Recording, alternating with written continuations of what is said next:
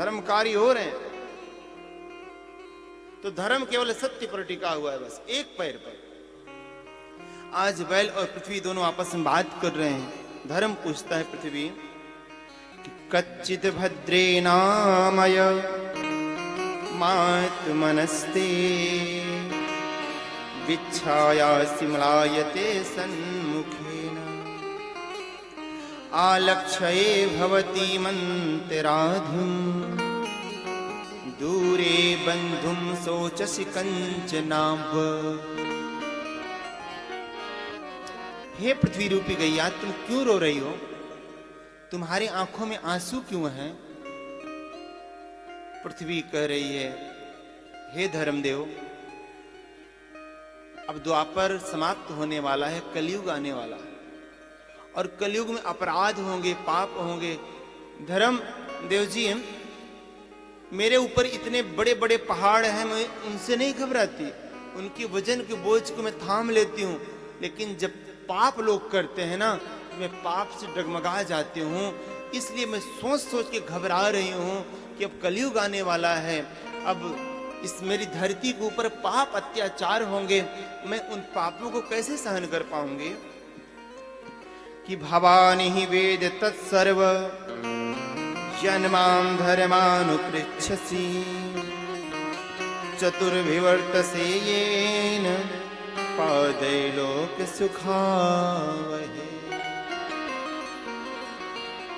धर्म पृथ्वी दोनों आपस में बात ही कर रहे थे कि तभी एक काला काला व्यक्ति, जिसका विशालकाय रूप, बड़े बड़े बाल, लंबे लंबे दांत, गदा लेकर के आया और अचानक पांव से गैया को ठोकर मारने लगा। अरे इतना देखते ही महाराज परीक्षित जी का छत्रित्व जागृत हो गया, खून खौल उठा। मेरे राज्य में ये व्यक्ति गौ माता को लात मार रहा। पास गए और बोले, अरे मूढ़, अरे अधर्मी, तू कौन है? तेरी हिम्मत कैसे हुई कि मेरे राज्य में तू गौ को जो है लात मारेगा? वो व्यक्ति हंसकर बोलने लगा, अरे महाराज, आप मुझको पहचाने नहीं का? अरे मैं कली हूं, कलिकाल मेरा नाम है महाराज, और मेरे युग में तो ऐसा ही होगा। इतना सुनते ही महाराज ने कहा कि मैं तुझे अभी यहां से भगा दूंगा, तू मेरे राज्य से बाहर निकल जा। कली ने कहा, महाराज नहीं नहीं, मैं कहां जाऊंगा? अरे जहां से सूर्य उदय होता है, जहां पर जाकर अस्त होता है, चारों तरफ आपका ही तो राज्य है। ये जो आपका गांधार उंधार है ना, ये सब यहाँ की गांधारी थी।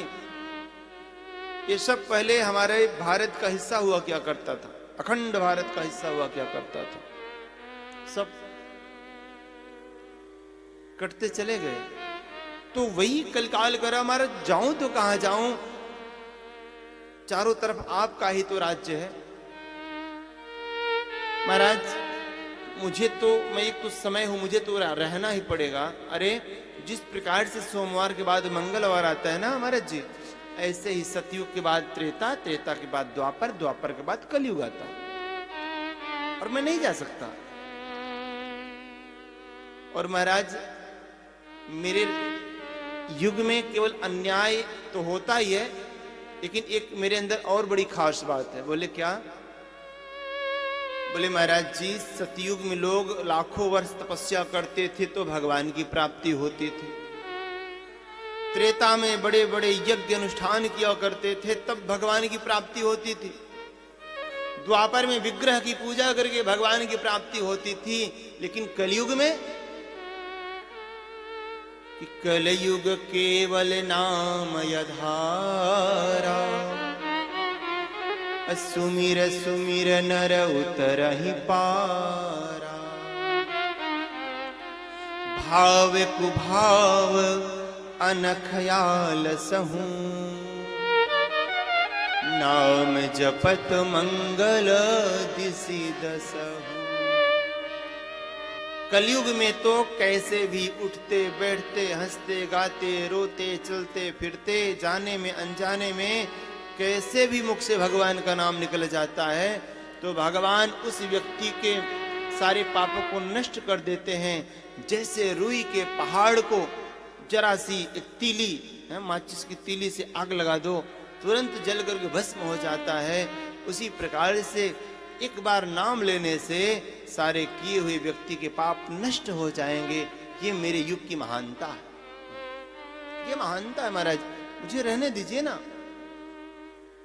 अरे महाराज जी, आप विचार करिए, गुलाब के पौधे में अनेकानेक कांटे होते हैं, लेकिन उसकी एक विशेषता होती है कि जो उसका पुष्प होता है बहुत ही प्यारा पुष्प होता है।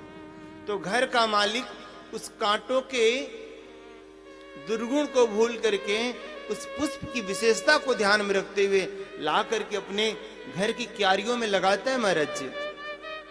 तो मेरे अंदर में मानता हूं अनेकानेक कमियां हैं, लेकिन मेरे अंदर एक बहुत बड़ी अच्छाई है कि मेरे युग में येन केन प्रकारेण कैसे भी भगवान का नाम लिया जाए तो व्यक्ति भाव सागर से पार हो जाता है।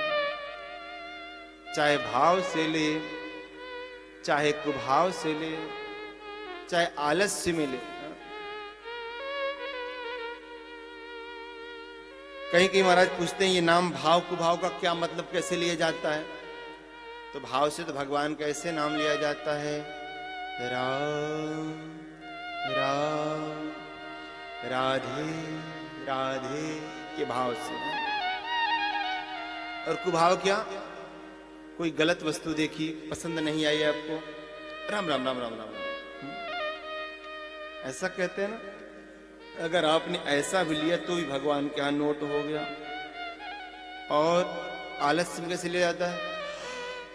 राम, ऐसे भी करते, अगर आपने भगवान का नाम लिया तो भी उसको भगवान एक्सेप्ट कर लेते हैं, कैसे भी। अरे भैया, खेत में बीज चाहे उल्टा पड़े चाहे सीधा, चाहे उसका नीचे की मुंह, चाहे बाईं तरफ, चाहे ऊपर, चाहे दाईं तरफ, वो बीज अंकुरित होगा।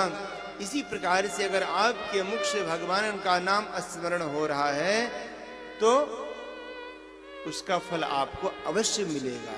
लीजिए तो सही ना। सुमीर पवन सुत पावन नामू, अपने बस करी राखे राम। नाम का ही तो प्रभाव है कि आज जो आप देखेंगे मंदिर में तो भगवान राम की मूर्ति कब मिलेगी और हर जगह हनुमान जी की मूर्ति मिलेगी। क्यों? ये नाम का ही तो प्रभाव है हा? कि राम नाम की लूट है, लूट सके तो लूट, अंतकाल पछताएगा जब प्राण जाएंगे। लूट लो। हमारे ब्रज की बात है, हमारे गुरुदेव जी बताते हैं कि एक संत थे, वो भगवान की माला को ऐसे जपते थे, मतलब पूरी माला को ऐसे ऐसे। लोग तो एक एक मन का जपते हैं ना, लेकिन वो महाराज पूरी पूरी माला को जपते थे एक बार में। राधे राधे राधे। एक बड़े विद्वान पहुंचे उनके पास, बोले महाराज ये कोई तरीका थोड़ी ना है माला जपने का। अरे माला जपा जाता तो एक एक मन का हटाया जाता है। तो संत तो बड़े गदगद थे। देखिए, भाव सेवा करते थे ना। भाव सेवा में कोई विधान मायने नहीं रखता। उल्टा नाम जपा जग जाना, वाल्मीकि भय ब्रह्म समाना। येन केन प्रकारेण, कैसे भी भाव से कुभाव से, अभाव में, प्रभाव में, आलस्य में, निद्रा में, कैसे भगवान का नाम ले रहे हो वो भगवान स्वीकार करते हैं।